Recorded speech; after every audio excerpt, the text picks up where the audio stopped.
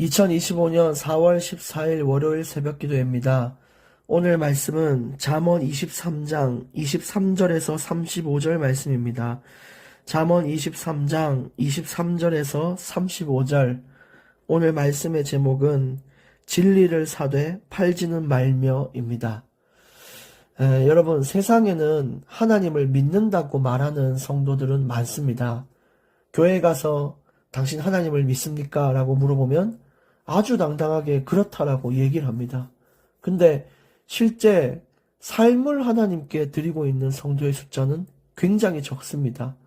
말로는 내가 하나님을 사랑하고 믿는다라고 얘기하지만 삶을 봤을 때는 전혀 하나님과 상관없는 삶을 사는 사람들이 있다는 것이죠. 항상 내가 원하는 것이 먼저고 내 이익과 욕심 먼저고 내 고집이 먼저여서 어떤 훈계와 충고도 받지 않고 그렇게 사는 사람들이 많아요. 설교에서 여러분 이렇게 하는 것이 하나님의 뜻입니다 라고 얘기를 해도, 또 성경에서 이렇게 살아야 된다라고 얘기를 해도 그것과 전혀 상관없이 내가 살아온 방식을 그대로 고집하며 사는 사람들이 더 많습니다. 우리 잘 알고 있는 삼손 역시 그랬습니다. 하나님을 잘 믿는 사람이었는데 하나님의 영광을 위해 구별된 나시린으로 태어난 사람이었는데 심지어 정결의 의미로 머리도 자르지 않은 그런 인물이었는데 여자 앞에서는 그 어떤 장사도 없는가 봅니다. 삼손 역시 이 여자라는 유혹 앞에 빠져서 마음을 다 빼앗기고 육신의 정욕과 소욕을 따라 살게 됐습니다. 나시린으로 구별되게 살아야 하는데 그러지 못한 것이죠. 그 결과 자신의 약점인 그 여자 때문에 나의 마음을 빼앗고 하나님과 멀어지게 한 그 여자 때문에 눈알이 뽑히고 꽁꽁 묶여서 맷돌 돌리는 노동형에 처해졌던 게 삼손의 비참한 마지막의 모습이었습니다. 이처럼 믿음만 가지고 사는 것이 아니라 우리 모두는 하나님 앞에 구별된 자로 서야 됩니다. 세상을 따라가지 않고 세상의 반대편에서 세상을 벗어난 사람으로서 그 세상의 기준이 아닌 하나님의 기준으로 사는 자로 그렇게 살아야 되는 거예요. 세상을 따라가지 말고 이제 내 욕심, 내 편한 대로 살지 않고 내 육신의 소욕을 따라 살지 않고 하나님이 내게 주신 인생을 따라 살 수 있어야 되는 것입니다. 세상의 기준이 돈을 많이 버는 거라면 우리는 돈 없이 하나님만 있으면 된다라는 믿음을 가지고 있어야 돼요. 세상이 전부 성공을 바라보고 또 자신을 힘들게 한 사람에게 복수한 것이 성공이다라고 얘기해도 우리는 하나님께 맡겨드리고 하나님을 향해 우리의 신실한 믿음을 고백하면서 경건한 예배와 거룩한 예배를 드림으로써 그렇게 하루하루를 살아가는 것이 하나님 자녀의 기준인 것입니다. 그렇게 하시려고 우리에게 성경을 주셨고 잠언서를 허락하셨습니다. 그래서 오늘 또 말씀을 따라서 거짓 믿음 그런 것 가진 자들이 아니라 삶으로 내가 가진 믿음이 진짜 믿음임을 증명하는 인생을 사시기를 바랍니다. 이것이 진리를 사는 인생입니다. 그러니까 사고 팔고 하는 것이 오늘 성경에 나오는데 진리를 사는 사람이 있고 파는 사람이 있는데 우리가 이 말씀에 따라 사는 것이 진리를 사는 인생이고 세상과 타협하여 내 멋대로 사는 인생이 이 진리를 파는 인생이라는 거예요. 근데 오늘 시작하는 구절은 이렇게 얘기합니다. 23절입니다. 진리를 사되 팔지는 말며 지혜와 훈계와 명철도 그리할지니라. 결국 하나님의 이 말씀을 이 진리를 산다 이 말은 온갖 노력과 애를 써서 그 진리의 말씀을 내 것으로 만드는 것이에요. 여러분, 산다는 것은 내 것이 된다는 거 아닙니까? 진짜 이 말씀이 내 삶에 녹아들도록 만드는 것이 사는 거예요. 근데 어리석은 자는 진리를 파는데 내가 진리를 알고 많이 들었지만 전혀 그것으로 살지 않고 버리고 세상과 타협해서 사는 거, 그런 사람이 진리를 파는 사람들인데 그런 사람이 되지 않도록 애를 쓰셔야 되는 것입니다. 24절 의인의 아비는 크게 즐거울 것이요 지혜로운 자식을 낳은 자는 그로 말미암아 즐거울 것이니라. 하나님이 우리의 아버지 되십니다. 그렇죠? 하나님의 아버지를 기쁘게 할 수 있는 그런 복된 자녀가 우리 인생이 돼야 됩니다. 이 부모와의 관계는 그런 거예요. 자녀는 부모의 기쁨이 되는 것이 올바른 관계입니다.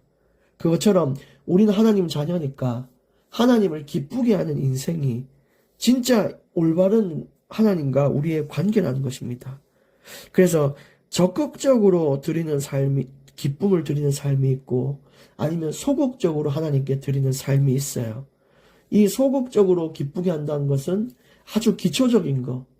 진짜 하나님이 요것만큼은 다른 건 몰라도 요것만큼 했으면 좋겠다라고 얘기하는 거. 그게 소극적인 기쁨인데 먼저 적극적인 기쁨 같은 경우는 우리가 부모님을 기쁘게 할 때 뭐 학교에서 잘해서 상장을 받아간다거나 효도를 뭐 나름대로 방법으로 한다거나 아니면 피곤한 부모님의 어깨를 주물러 주거나 그렇게도 부모님을 기쁘게 할 수 있거든요. 내게 주신 믿음의 분량대로 그렇게 하나님을 기쁘게 하면 되는 것입니다. 근데 소극적인 기쁨은 뭐냐면 네가 잘 못해도 되니까 요것만큼만 했으면 좋겠다라고 하는 게 있어요. 그게 뭐냐면 죄의 유혹에 빠지지 않는 것입니다. 네가 막 적극적으로 어디 가서 돈 많이 벌어서 뭐 헌금을 하든지 아니면 뭐 전도를 뭐 1000명을 하든 2000명을 하든 뭐 그런 것들은 네가 하면 좋은 것이고 그렇지만은 그거 못해도 되니까 제일 중요한 게 뭐냐? 네가 나의 밖에서 진짜 너를 무너뜨리는 것에 유혹되어 이상한 인생을 살지 않기를 바라는 거. 그게 소극적인 기쁨에 아주 기초적인 기쁨을 요구하시는 것이 그게 하나님의 마음입니다. 부모된 하나님의, 이 아버지 된 하나님의 마음인 것이죠. 그래서 25절에 네 부모를 즐겁게 하며 그랬죠? 우리가 적극적으로 기쁘게 하지만 우리가 하나님 주시는 아주 기초적인 기쁨도 기초적인 그 명령도 따를 수 있어야 돼요. 그래서 너를 낳은 어미를 기쁘게 하라. 내 아들아 네 마음을 내게 주며 네 눈으로 내 길을 즐거워할지어다.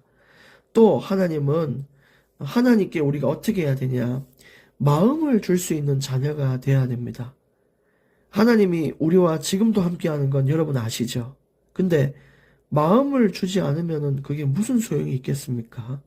그래서 함께 있는 거 우리가 진짜 인정하고 인지해서 늘 마음을 하나님께 줄 수 있는 자가 돼야 돼요.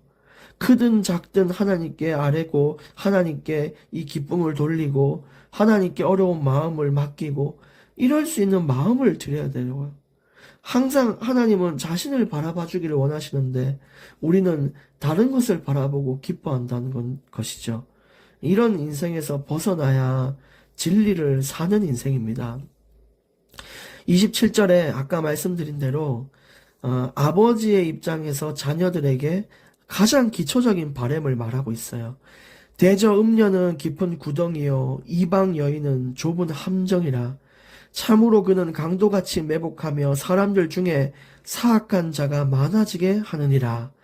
그래서 27절 28절에도 보니까 네가 잘하려고 하는 것도 내가 그것도 기쁘고 잘 받을 수 있지만 이 음녀 나를 유혹하는 것들 진짜 이 세상의 악한 죄악의 것들과 함께하지 말고 진짜 그런 유혹 때문에 하나님을 등지거나 버리지 않도록 진리를 버리지 않도록 그것이라도 좀 해줬으면 좋겠다. 그렇게 이야기를 한 것입니다. 여러분 그래서 우리가 하나님 앞에 대단히 잘할 수는 없더라도 진짜 하나님 앞에 해야 되는 건 있어요. 그게 뭐냐면 이 타락과 방종 또 이런 음행들 또 취하고 타락하는 이 모든 것들 그것만큼은 진짜 하나님 앞에 안 할 수 있는 자녀가 돼야 됩니다. 부끄러운 하나님의 자녀로 살지 않기를 정말 원합니다. 그래서 29절 재앙이 네게 있느뇨 근심이 네게 있느뇨 분쟁이 네게 있느뇨 원망이 네게 있느뇨 까닭 없는 상처가 네게 있느뇨 붉은 눈이 네게 있느뇨. 그 재앙과 근심과 분쟁 원망 상처 다 어디 있겠느냐. 30절에 술에 잠긴 자에게 있는 것이다. 혼합한 술을 구하러 다니는 자에게 있느니라. 여기서 혼합한 술이라는 것은 여기저기 술 맛을 맛보면서 돌아다니는 그런 거기에 기쁨을 누리며 흠뻑 취해 있는 자를 뜻하는 것입니다.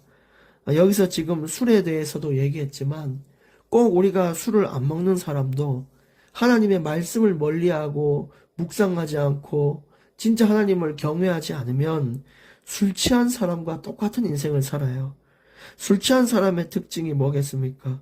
분별력이 없고 어떤 사리 판단이 안 되고 또 너무 감정에 그 술에 취하다 보니까 불신앙을 자연스럽게 하고 분노하게 되고 진짜 기쁨도 아닌데 그 알딸딸한 기쁨에 취해 거짓 기쁨을 누리고 또 거기에 중독돼서 힘들고 어려울 때 하나님이 아니라 술을 먼저 찾게 되고 거기에 자신의 인생을 위로받는 거 그거 하나님이 원하는 건 아니지 않습니까? 근데 영적으로 마비된 사람 진짜 이 말씀 없이 살아가서 이 취해 있는 사람 그런 사람들도 술 취한 자와 똑같은 자입니다. 31절 포도주는 붉고 잔에서 번쩍이며 순하게 내려가나니 너는 그것을 보지도 말지어다. 우리가 아무리 유혹을 이기려고 해도 유혹되는 것을 자꾸만 보면은 사람의 마음은 거기로 움직이게 돼 있어요. 그래서 내가 무엇을 보려고 노력하냐가 참 중요합니다. 내가 성경 읽는 것이 힘들고 어려워도 늘 내 근처에 성경을 두고 한 장이라도 아니면 한 글자라도 한 단어라도 읽을 수 있도록 계속 그렇게 말씀을 가까이 하는 인생이 되셔야 됩니다. 그렇지 않으면 우리는 세상에서 이 말씀 외의 것들을 너무너무 많이 보기 때문에 너무나 많은 유혹거리가 우리를 공격해 오고 결국 우리가 넘어갈 수 있는 가능성은 더 많아집니다. 오늘 31절에 보니까 포도주가 붉다 이 말은 굉장히 발효가 잘 돼서 맛스러워 보이고 탐스러워 보이는 그런 포도주입니다. 근데 얼마나 맛이 좋은지 목젖을 타고 내려가는 게 얼마나 순하고 순하게 내려가는지 그런 것들을 보면은 유혹이 올 수밖에 없죠. 그래서 너희는 그것을 보지도 말지어다 얘기를 했어요. 그것이 마침내 뱀같이 물 것이요 독사같이 쏠 것이며 결국 그렇게 맛있어 보이고 탐스럽게 보이고 하는 그 유혹의 것들은 내가 처음에는 달콤하게 먹을 수 있고 또 거기에 거짓 기쁨에 취해서 나름대로 위안을 받을 수 있지만 뱀이 무는 것과 같이 뱀이 물면 어떻게 됩니까? 전신마비가 오잖아요. 독사가 물면 독이 퍼지면서 죽는 것만 기다려야 됩니다. 그것처럼 나의 죽음을 자초하는 일인 것입니다. 33절 또 네 눈에는 괴이한 것이 보일 것이요 네 마음은 구부러진 말을 할 것이며 이렇게 취해 있는 사람들은 눈으로 봐도 판단이 안 되고요. 어떤 것이 맞는 길인지 택하지를 못하고 그저 비틀비틀거리면서 하나님의 뜻도 못 찾고 그렇게 살아가는 게 취한 인생이에요. 네 마음은 구부러진 말을 한다. 이 말도 함부로 뱉게 되고요. 하나님 원망도 스스럼 없이 하게 되고요. 또 교회 안에 성도들 욕하는 것도 마음껏 하게 되고요. 이 술이라는 것이 유익하면 참 좋겠지만 유익한 것보다 부정적인 게 더 많기 때문에 계속 취하지 말라라고 경고를 하는 것이죠. 또 어떻게 되냐? 34절 너는 바다 가운데에 누운 자 같을 것이요 돛대 위에 누운 자 같을 것이다. 그만큼 술 취한 사람이요 많이 취해서 바닥에 누우면 이 바다에 있는 것처럼요 막 일렁일렁거리면서 머리가 어지럽고 얼마나 상태가 안 좋습니까? 돛대 위에 누웠다 그랬는데 돛대 위에 누울 수가 있나요? 누울 수가 없어요. 이 말은 아주 위태한 상태를 말하는 것입니다. 그래서 오늘 35절 마지막 구절입니다. 네가 스스로 말하기를 사람이 나를 때려도 나는 아프지 아니하고 나를 상하게 하여도 내게 감각이 없도다. 내가 언제나 깰까 다시 술을 찾겠다 하리라. 그래서 누가 나를 때려도 아픈 것도 못 느끼고 나를 상하게 했는데도 상한 줄도 모르고 내 자신이 얼마나 피폐하고 망가지는지도 모른 채로 서서히 죽어가는 것이 이런 술 취한 인생이고요. 유혹을 따라 사는 인생이고 육신의 소욕을 따라 사는 인생인 것입니다. 거기서 또 끝나면은 감사하겠지만은 그 술에서 깬 다음에 정신을 바짝 차리는 사람들보다 또다시 그 술을 찾는 사람들이 더 많다는 거예요.